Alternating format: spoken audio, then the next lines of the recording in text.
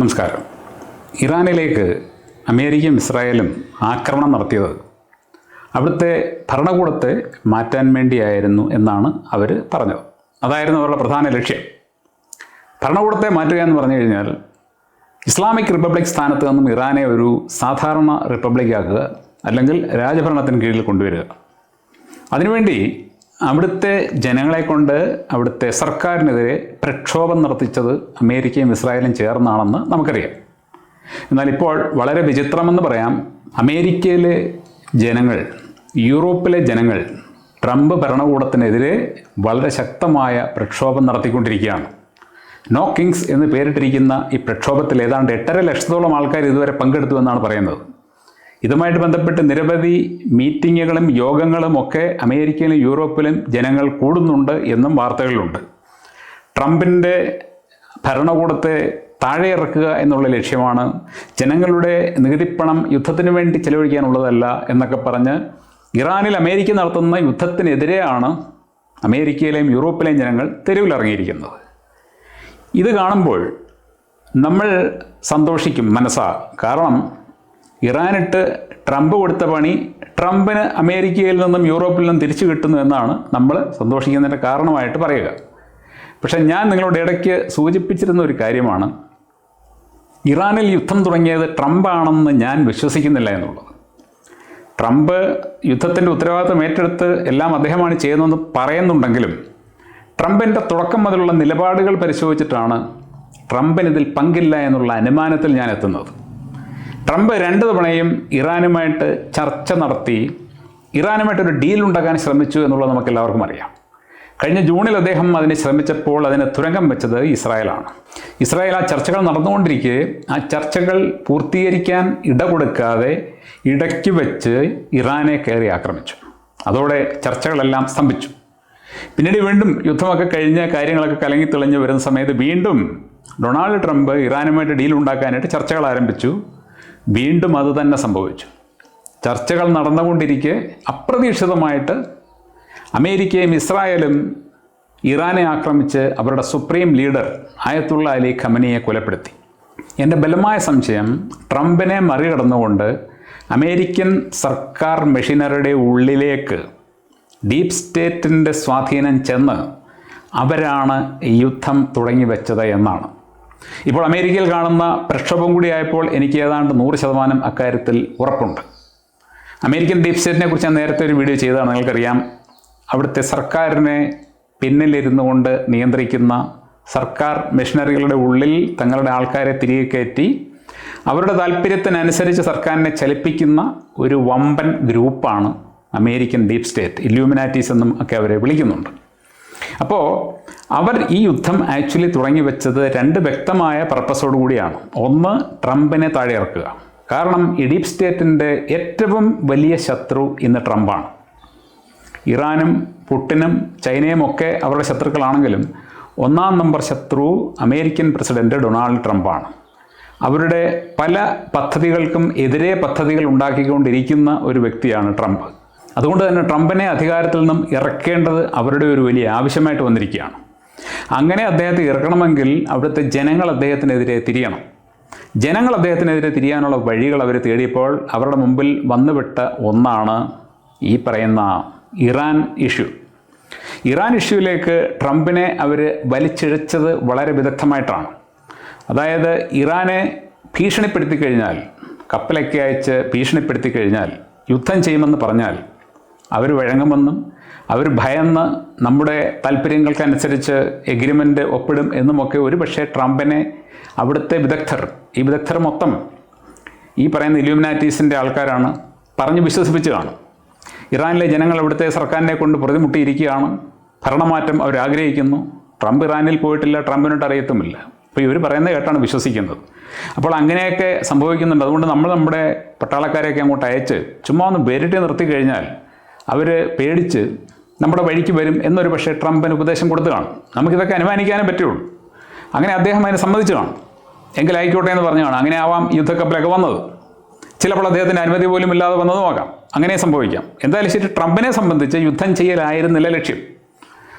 അങ്ങനെ യുദ്ധം ചെയ്യാനായിരുന്നെങ്കിൽ അദ്ദേഹം ഈ ചർച്ചയുടെ നാടകം നടത്തേണ്ട കാര്യമില്ല. എന്തെങ്കിലും ഒന്നോ രണ്ടോ കാര്യം പറഞ്ഞ് ഉടക്കിയാൽ യുദ്ധം തുടങ്ങിയാൽ മതി. എന്നാൽ ഇവിടെ അദ്ദേഹം ചർച്ച ആത്മാർത്ഥമായിട്ട് അന്നും നടത്തി ഇന്നും നടത്തിക്കൊണ്ടിരിക്കുമ്പോൾ അതിൻ്റെ ഇടയിൽ അദ്ദേഹത്തിൻ്റെ പെർമിഷൻ ഇല്ലാതെയാണ് ഇസ്രായേലും അമേരിക്കയും ഇറാനിലേക്ക് കയറി അടിച്ചത് എന്നുള്ളത് 100% ഉറപ്പാണ്. പക്ഷേ അങ്ങനെ ചെയ്തു കഴിയുമ്പോൾ ട്രംപിന് ആ ഉത്തരവാദിത്തത്തിൽ നിന്നും പിന്മാറാൻ പറ്റില്ല എന്നുള്ളത് ഈ കളി നടത്തുന്നവർക്കറിയാം. അമേരിക്കൻ പ്രസിഡൻറ്റ് അങ്ങോട്ട് അയച്ച ആർമി അവിടെ നിന്നുകൊണ്ട് ഇറാനെ ആക്രമിച്ചിട്ടുണ്ടെങ്കിൽ അത് അമേരിക്കൻ പ്രസിഡൻറ്റ് പറഞ്ഞിട്ട് തന്നെയാണ് എന്നേ പറയാൻ പറ്റൂ. പ്രസിഡൻറ്റ് പറയാതെയാണ് അവരിത് ചെയ്തത് എന്ന് പറഞ്ഞാൽ അതിൽ പരം ഒരു അപമാനം അല്ലെങ്കിൽ ഒരു തകർച്ച ട്രംപിനുണ്ടാകാനില്ല. പിന്നെ ട്രംപ് എന്ന് പറയുന്ന പ്രസിഡൻറ്റിന് യാതൊരു വിലയുമില്ല. ജനങ്ങൾ അദ്ദേഹത്തെ എടുത്ത് ദൂരക്കളയും. അപ്പോൾ ഒരിക്കലും ട്രംപിന് പറയാൻ പറ്റില്ല എൻ്റെ അറിവില്ലാതെയാണ്, എൻ്റെ ഉത്തരവില്ലാതെയാണ് ഇത് ചെയ്തതെന്ന്. പിന്നീട് അങ്ങോട്ട് നടന്ന എല്ലാ കാര്യങ്ങളും അദ്ദേഹത്തിന് ഏറ്റെടുത്തേ പറ്റുകയുള്ളൂ. യുദ്ധം തുടങ്ങി പിന്നീട് നടക്കുന്ന ഓരോ കാര്യങ്ങളും അദ്ദേഹത്തിന് ഏറ്റെടുക്കാതെ നിവൃത്തിയില്ല. പക്ഷേ അദ്ദേഹത്തിന് യഥാർത്ഥത്തിൽ ഇവരെന്തൊക്കെ ചെയ്യും എന്ന് പോലും അറിയില്ല എന്നുള്ളതാണ് പലപ്പോഴും അദ്ദേഹത്തിൻ്റെ ഈ പരസ്പര വിരുദ്ധങ്ങളായിട്ടുള്ള കമൻറ്റുകൾ കാണുമ്പോൾ തോന്നുന്നത്. ഇപ്പോൾ അദ്ദേഹം പറഞ്ഞു, ഖാർഗ് ദ്വീപ് പിടിച്ചെടുക്കാൻ പോവുകയാണ് ഞാൻ, ചിലപ്പോൾ ഞങ്ങളത് പിടിച്ചെടുത്തെന്നിരിക്കും, ചിലപ്പോൾ എടുത്തില്ലെന്നിരിക്കും എന്ന് പറഞ്ഞാൽ അദ്ദേഹത്തിന് തന്നെ അറിയില്ല അത് ചെയ്യുമോ ഇല്ലയോ എന്നുള്ളത്. അപ്പോൾ അദ്ദേഹത്തെ മറികടന്നുകൊണ്ട് അമേരിക്കൻ ഡീപ് സ്റ്റേറ്റ് അമേരിക്കൻ പട്ടാളക്കാരെയും അമേരിക്കൻ സർക്കാരിലെ മെഷീനുകളെ ഉപയോഗിച്ചുകൊണ്ട് ഇറാനെതിരെ യുദ്ധം നടത്തിയതിന് 2 ലക്ഷ്യങ്ങളുണ്ട്. അതിൽ ഒന്നാമത്തെ ലക്ഷ്യം ഞാൻ പറഞ്ഞു, ട്രംപിനെ അധികാരത്തിൽ നിന്ന് ഇറക്കുക. എങ്ങനെ ഇറക്കാൻ പറ്റും?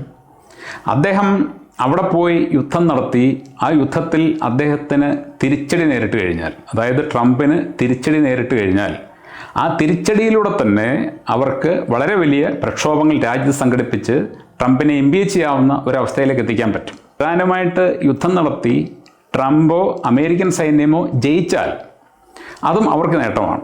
ജയിച്ചാലും നേട്ടമാണ്, തോറ്റാലും നേട്ടമാണ്. ജയിച്ചു കഴിഞ്ഞാൽ അവരുടെ ലക്ഷ്യം എന്ന് പറയുന്നത് ഇറാനെ തങ്ങളുടെ പരിധിക്ക് കൊണ്ടുവരിക, ഇറാനെ ഇസ്ലാമിക് റിപ്പബ്ലിക് എന്ന് പറയുന്ന ആ സ്ഥാനത്ത് നിന്നും വെറും ഒരു സാധാരണ റിപ്പബ്ലിക്കാക്കി മാറ്റി അമേരിക്കയുടെ താല്പര്യങ്ങൾക്കനുസരിച്ച് നിൽക്കുന്ന ഒരു രാജ്യമാക്കി മാറ്റിയെടുക്കുക എന്നതാണ് അവരുടെ ലക്ഷ്യം.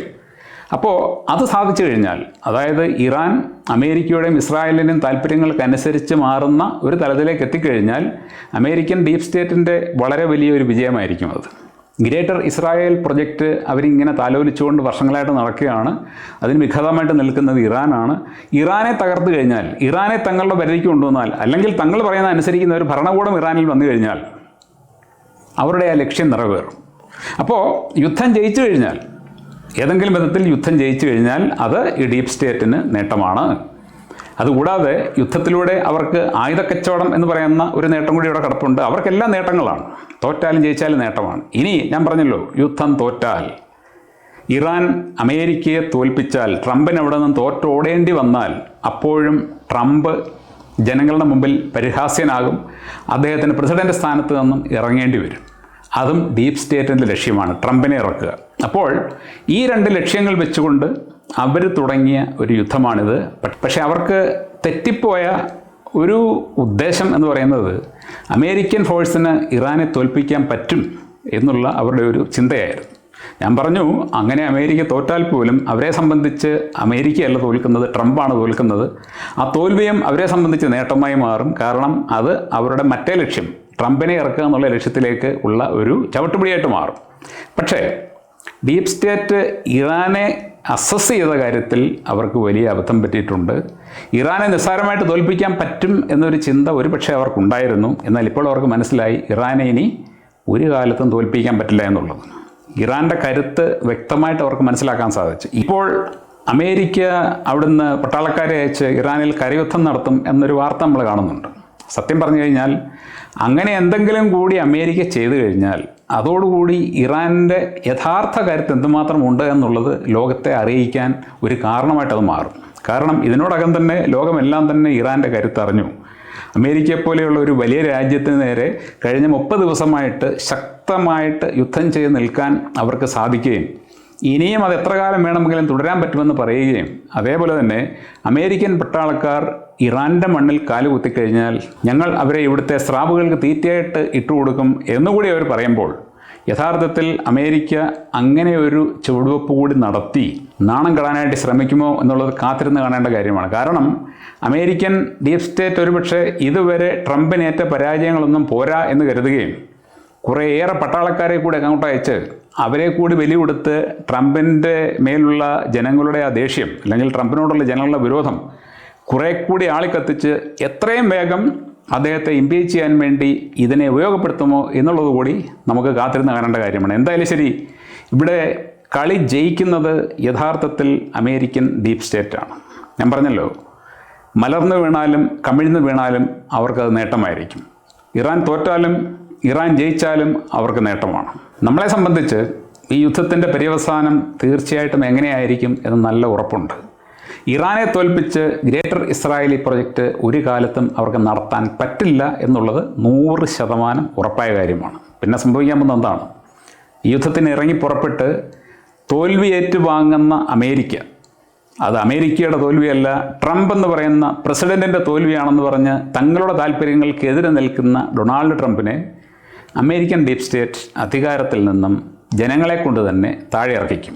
നമുക്ക് ഏതായാലും കാത്തിരുന്ന് കാണേണ്ട കാര്യമാണ്. ഇത് അധികം ദിവസം പോകുമെന്ന് എനിക്ക് തോന്നുന്നില്ല. മിക്കവാറും ഒരു 2 ആഴ്ചയ്ക്കകം ഒരു തീരുമാനമാകുന്ന ലക്ഷണമാണ് ഇപ്പോൾ കാണുന്നത്. Thank you.